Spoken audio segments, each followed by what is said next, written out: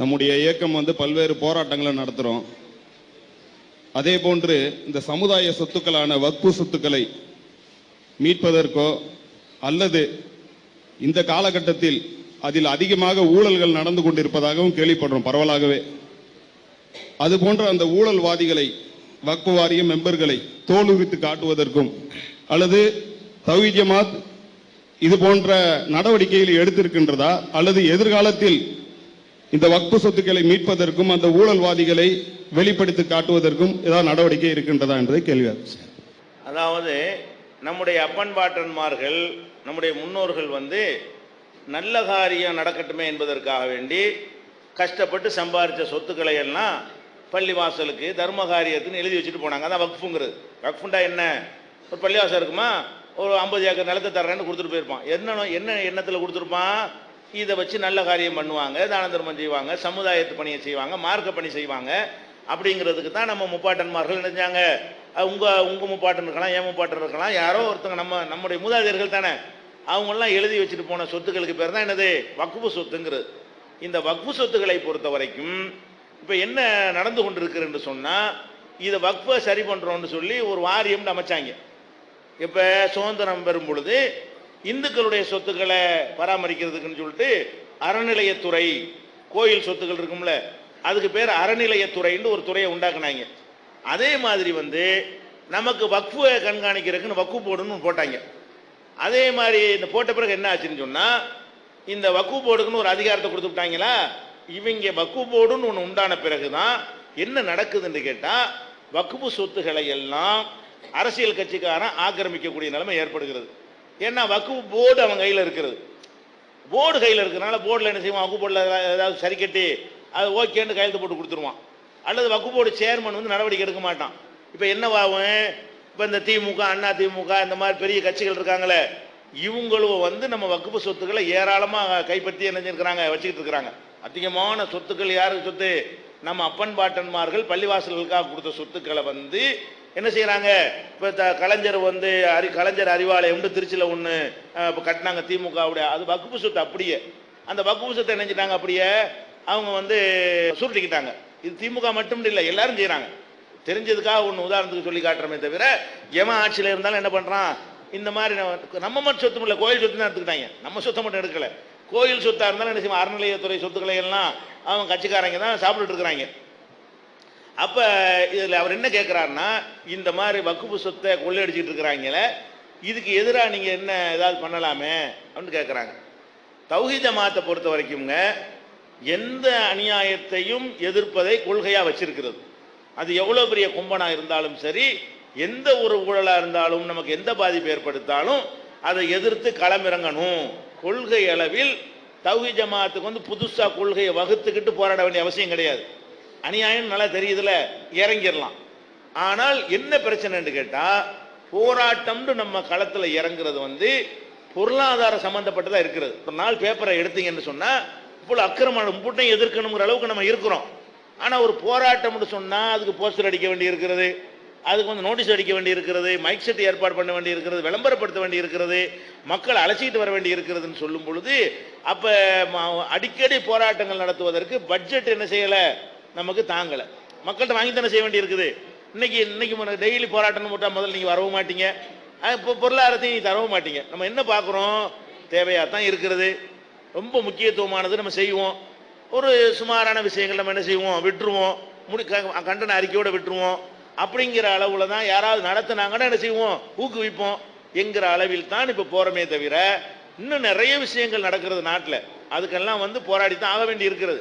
அதுபோக பர்டிகுலராக ஒரு குறிப்பிட்ட ஒரு சொத்துக்காக வேண்டி, அந்த குறிப்பிட்ட சொத்துக்கு உரியவங்க எங்கள் வக்ஃபு சொத்தை இந்த மாதிரி ஆக்கிரமிக்கிறாங்க, அதை தடுத்து நிறுத்துங்கன்னு கேட்டால் அப்போ இறங்கியிருக்கிறோம். பொதுவாக நம்ம இறங்காமல் எப்படி இறங்கியிருக்கிறோம்? ஒரு பள்ளிவாசல் சொத்தை ஆக்கிரமித்து கொடுக்க மாட்டேங்கிறாங்க, நம்மள்கிட்ட அந்த கேஸை கொண்டு வர்றாங்க. அது எந்த பகுதியில் உள்ளதுன்னு பார்க்குறோம். அந்த பகுதியில் உள்ள மக்களை இறக்கி விட்டு அதை என்ன பண்ணுறோம்? சரி பண்ணுறோம். உதாரணத்துக்கு சொல்வதாக இருந்தால், நம்ம காணாத்தூருக்கு பாருங்கள், அந்த ஈசிஆர் ரோடு போட்ட பிறகு அது ரொம்ப வேல்யூபிள் சொத்தாக போச்சு. முன்னாடி அந்த சொத்துக்கள்லாம் ஒரு பெருமதி இல்லாத காடு மாதிரி ஏரியாவாக இருந்தது. இந்த கிழக்கு கடற்கரை சாலை அந்த ரோடு அகலமான ரோடு போட்ட பிறகு என்ன மாதிரிச்சு? அந்த ஏரியாவில் உள்ள சொத்துக்கள் எல்லாம் தாறுமாறா விலை மதிப்புடைய சொத்துக்களாக மாறிவிட்டது. எல்லாம் ஓய்வு எடுக்கக்கூடியவர்கள் அங்கே தான் பங்களாக்கெல்லாம் கட்டிட்டு இருக்கிறான். அந்த இடத்துல அந்த காணாத்தூர் ரோட்டில் ஒரு பள்ளிவாசல் இருக்கும். காணாத்தூரில் போனால் அந்த பக்கம் என்ன செய்யும், வலது பக்கத்தில் இப்படி போயிட்டு இருக்கும், வலது பக்கத்தில் ஒரு பள்ளிவாசல் இருக்கிறது. இடது பக்கம் உள்ள பள்ளிவாசல் நம்ம தௌஹீத் ஜமாத் பள்ளிவாசல், அதுக்கு நம்ம அப்படி சொல்கிறோம். அவன் வலது பக்கத்தில் என்ன இருக்கு, ரோட்டில் ஒரு பள்ளிவாசல் இருக்குது. அதுக்கு சொந்தமான சொத்துக்கள் வந்து அதிகமான சொத்து இந்த மாயாஜால்னு வச்சுக்கிறாங்கல்ல, அதுக்கு பக்கத்தில் அந்த சொத்துக்கள் நிறைய இருக்கிறது. இந்த மாயாஜாலுங்கிறவன் என்ன பண்ணிட்டான்னு கேட்டால், நம்ம சொத்துக்களை நுழைஞ்சி ஆக்கிரமிச்சு கட்டணம் வரையும் கட்டிவிட்டான். இவங்களும் எங்கெங்கயோ போய் என்னஞ்சாங்க, வக்ஃப் போர்டு சேர்மன் நம்மளால் ஒருத்தர் முன்னாள் சகா ஒருத்தர் இருந்தார்ல, அவரை கூப்பிட்டு கட் அவுட்லாம் வச்சு அவருக்கு வரவேற்புலாம் கொடுத்து என்னென்னமோ பண்ணி பார்த்தாங்க. ஒன்றும் நடக்கலை. வழங்குதா, எல்லாம் அப்படி இப்படி போயிடுவாங்க. அது பணக்காரர்களை எதிர்த்து நிற்க மாட்டாங்க. பணக்காரர்களையும் பெரிய பெரிய சக்திகளை எதிர்த்தெல்லாம் என்ன செய்ய மாட்டாங்க, அவங்களாம் நிற்க மாட்டாங்க. கடைசியாக எல்லா பக்கமும் முட்டி முஸ்லீம் லீக்கிட்ட போயிட்டு தமுகவில் போயிட்டு எல்லாரையும் முட்டி பார்த்துக்கிட்டு ஒன்றும் முடியலைன்ற உடனே கடைசியாக யார்கிட்ட வர்றாங்க, தமிழ்நாடு தௌஹீத் ஜமாத்தில் வந்தாங்க. இந்த மாதிரி பள்ளியாச இடம் அதை ஆக்கிரமிச்சு தரமாட்டேங்கிறாங்க, கட்டடமும் கட்டி விட்டாங்கன்ற உடனே நெஞ்சம் காணாத்தூர் சொன்னோன்னே காஞ்சி மாவட்டத்தை இந்த உங்கள் மாவட்டம் தானே அது கிழக்கு, காஞ்சி கிழக்கு. இந்த உட்காந்துருக்காரு பாருங்க, பஷீர் பாய் இருப்பார் பாருங்க, ஒரு தலைமையில் வந்து மாவட்ட செயலாளராக இருந்தார். அவரை இறக்கி விட்டோன்னா பெரிய கூட்டத்தை கொண்டு அங்கே முகாமிட்டு முற்றுகையிட்டு அதை மீட்காமல் திரும்ப மாட்டேன்னு சொல்லி பெரிய டிபார்ட்மெண்ட் யார் யார் மிரட்டல் பண்ணி பார்த்தாங்க, இன்னும் பண்ணி பார்த்தாங்க. கடைசியில் இது தௌஹீத் ஜமாத் தலையிட்டா பின்வாங்க மாட்டாங்க, செத்தாலும் ஜாவமே தவிர மீட்காம நாங்கள் வேக மாட்டோம்னு சொன்ன பிறகு அவன் கெஞ்சி என்ன பண்ணுறான், இது கட்டடம் கட்டிவிட்டோம், ஒன்றும் செய்ய முடியாது, இதே பெருமதியான இடத்தை இதை விட ஒரு சிறந்த இடத்துல காலி இடமா தந்துடுறோம். கட்டடமா கட்டிவிட்டான்ல, இடம் தான் நமக்கு சொந்தம், கட்டடம் நம்ம இது இல்லை, அதுக்கு மன்னிப்பு கேட்டுக்கொண்டு அதை விட பெருமதியான இடத்துல அதே அளவு ஏரியாவை நெஞ்சம் எழுதி வாங்கி, நமக்கு பள்ளிவாசலுக்கு வராதுன்னு போர்டு போட்ட பள்ளிவாசல் தான், நம்ம அதை பார்க்கல. வரக்கூடாது நம்மளை தடுத்த பள்ளிவாசல் தான், நம்ம அதை பார்க்கல.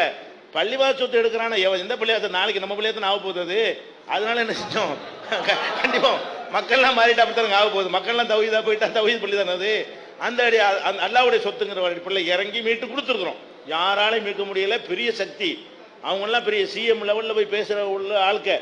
அந்த மாதிரி ஆட்களாக இருந்தாலும் சொல்லியே தான் அனுப்பணும், என்ன வந்தாலும் சரி மீட்காமல் திரும்பக்கூடாது. வழங்க சகிதானாலும் பரவாயில்லை. அந்த மாதிரி மக்கள் போய் நின்றதுனால அதை மீட்டும் கொடுத்துருக்கோம். உதாரணத்துக்கு ஒன்று, இதுமாதிரி நிறைய நடந்திருக்கு. இதே மாதிரி எந்த பள்ளிவாசல் நிர்வாகம் வந்து நம்மளை கேட்டுக்கொள்கிறார்களோ, இந்த ஆக்கிரமிக்கிறான்னு சொன்னால் போய் பர்டிகுலராக போய் நிற்கலாம். ஒட்டுமொத்தமாக உள்ளதை மாத்திரதா இருந்தால், செட்டப் மாத்திரதா இருந்தால் அது முடியாது. அது நிறைய போராட்டம் நடத்த வேண்டி வரும். அது போக இன்னொரு அடிப்படை இங்கே விளங்கிக்கிறணுங்க. இந்த வக்ஃப் போர்டுங்கிற ஒன்று இருக்கு பாருங்களேன், இதை ஒழிச்சா மட்டும்தான் வக்ஃப் சொத்தை காப்பாற்ற முடியும். நல்லா விளங்கிக்கிறங்க. இனி நம்முடைய இலக்கு என்னவா இருக்கணும்னா, வக்ஃப் போர்டுன்னு இருக்கிற காரணத்தினால தான் தாரை பார்த்து கொடுத்துட்றாங்க. ஒரு பள்ளிவாசல் சொத்து இருக்குன்னு வைங்களேன், பள்ளிவாச நிர்வாகம் தான் அதுக்கு டிசைடிங் பண்ணக்கூடிய அதிகாரம் படைத்ததுன்னு சொன்னால் ஊர் மக்கள் தன் சொத்தை காப்பாற்றிடுவான், எவனை எடுக்க விட மாட்டான். எப்படா எங்கள் சொத்துன்னு ஊரே தர நிற்பான். இப்போ என்ன பண்ணுறான், நாங்கள் வக்ஃப் போர்டு சொல்லணும் ஒதுங்கு நாங்கள் பார்த்துக்கிறோம்னு சொல்லிட்டு ரூபாய் வாங்கிட்டு எழுதி கொடுத்துட்டு போயிடறான். அந்த வக்ஃப் போர்டு கிறிஸ்தவர்களுக்கு பாருங்க, அவங்களுக்கு எந்த இதுவுமே கிடையாது. கிறிஸ்தவர்களுக்கு வந்து இந்துக்களுக்கு அறநிலைத்துறை மாதிரி, முஸ்லிம்களுக்கு வக்ஃப் மாதிரி கிறிஸ்தவ சொத்துக்கள் இருக்கு பாருங்க, அதெல்லாம் பங்கு தந்தைகள் கையில் இருக்குமே தவிர யார் கையில் இருக்காது, கவர்மெண்ட் உள்ள நுழைய முடியாது கிறிஸ்தவருடைய ஆலயங்களுடைய சொத்துக்களுக்குள்ள. அதனால அவன் என்ன பண்றான், சொத்தை காப்பாற்ற மட்டும் செய்யல, வளர்த்துக்கிட்டே போறான். கிறிஸ்தவர்கள் சொத்து வளர்ந்து கொண்டே அந்த சமுதாயம் அதை காப்பாற்றுகிறது. இந்துக்களுடைய சொத்து அழிந்து கொண்டே போகிறது, முஸ்லீமுடைய வக்ஃப் சொத்து அழிந்து கொண்டே போகிறது. காரணம் அரசாங்கம் அதை காப்பாற்றுறது. அரசாங்கம் காப்பாற்றுறது நிற்கிறதெல்லாம் காப்பாற்றுவதற்கு இல்லை, அதை கொள்ளையடிப்பதற்கு என்று விளங்கி கொண்டு வக்ஃப் போர்டை ஒளிங்கிறது நம்முடைய அந்த விழிப்புணர்வு மக்களுக்கு வரணும்.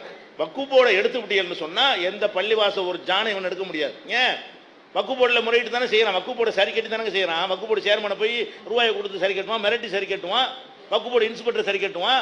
அது போக லஞ்சம் ஊழல் உள்ள வர்றாங்க.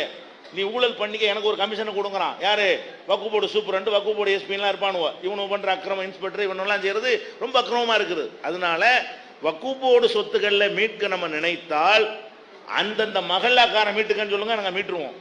அந்தந்த பள்ளிவாசக்காரன் சொத்தை மீட்டுக்கன்னு சொல்லுங்க, மக்கள் இறங்கி நின்று செய்வாங்க, ஒரு ஜான கூட விட மாட்டாங்க. இந்துக்களுக்கும் சொல்றேன், இந்த அறநிலையத்துறையையும் வக்ஃபையும் ஒழிச்சு கட்டிவிட்டு கிறிஸ்துவ மக்கள் எப்படி அவங்க சொத்து அவங்களே வளர்க்குறாங்க, சின்ன எல்கேஜி பள்ளிக்கூடம் ஆரம்பிக்கிறான், அப்படி இப்படி போய் எங்க அளவு பெரிய காலேஜாக போயிடும்.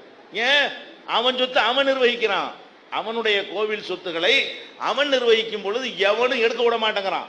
அதை வந்து என்ன செய்யறான், ஒரு கோழி குஞ்சை வந்து கோழியை தாய் கோழி பருந்துலேருந்து காப்பாற்றுற மாதிரி என்ன செய்யறான், அவனால் காப்பாற்ற முடிகிறது. நம்மளே என்ன பண்ணிட்டாங்க, கோழி குஞ்சை கட்டி போட்டுவிட்டு வெளியால் வந்து காப்பாற்ற வர்றான். வெளியால் காப்பாற்றுவானா, அவன் பறந்துட்டு விலை போயிடுறான். அதனால இப்போ பேசிக்காக நம்ம என்ன பண்ணணும்னு கேட்டால், வக்குப்போட ஒழிக்கணுங்கிறதுக்கான ஒரு சித்தாந்தங்களை இப்போ கையில் எடுக்கணும்.